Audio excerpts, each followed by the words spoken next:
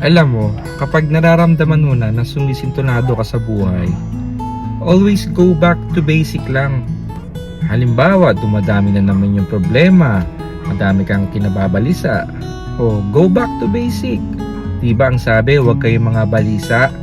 O, idaan mo sa panalangin yung mga hiling mo, yung mga daing mo.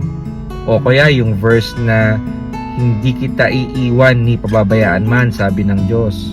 O, di panghawakan mo na yun, may nang-aapi sa'yo, may nang-aargabyado sa'yo. O, di ba ang sabi, huwag kang gaganti. Di yun ang gawin mo. Go back to basic lang lagi. May nakikita kang masama na pwede mo ikapahamak. O, di go back to basic. Layuan ninyo ang bawat anyo ng masama.